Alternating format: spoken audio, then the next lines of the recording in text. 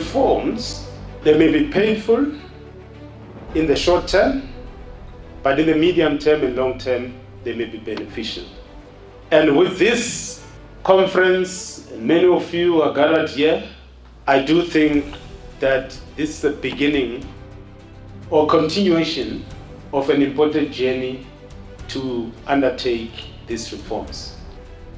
In terms of the gains from Operation Vulindlela, we started out with about 35 reforms grouped under 5 key areas. So we were looking to make reforms in electricity, in logistics, in telecommunications, in water, and in visa reform. And in those 5 categories across the board, we had 35 reforms that we were tracking on our dashboard.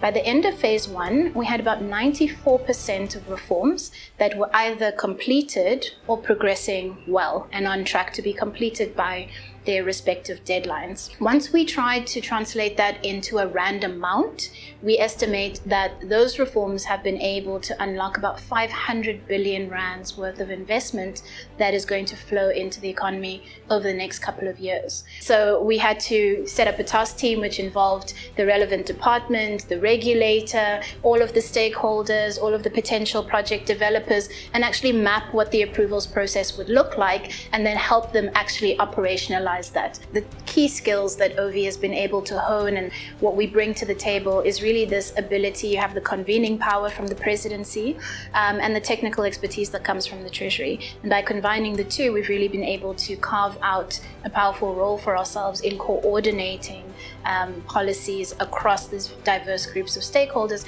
and then also drawing in the private sector where needed. I think one of the examples of where the SA-TIDE work has helped was around transport, where there was this diagnostic exercise that was done particularly on road to rail, and that is helping to inform the way that intervention is being designed and played out. But similarly, we've also been working on trying to think about how to plan the reform processes, working with people on a simple reform plan process, building on doing root cause analysis, building on a theory of change. And that work is being taken forward and is being taken forward more widely now. We're holding a conference at the moment reflecting on reform, and that is in collaboration with SA-TIDE.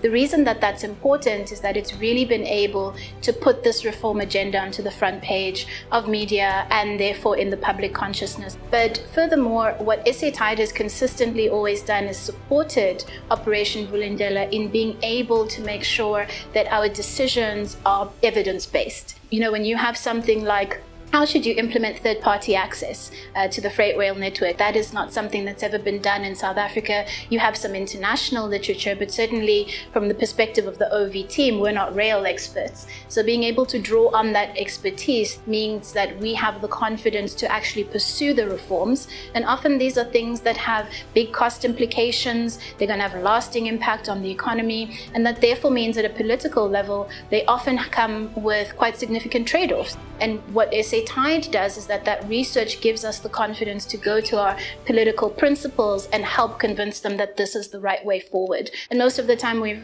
kind of been proven right. As you can see, some of the economic benefits that are starting to trickle through into the economy were controversial when first put on the table, but being able to model them by being able to pull on this literature and research through SA-TIDE has really helped us get a lot of these reforms over the line.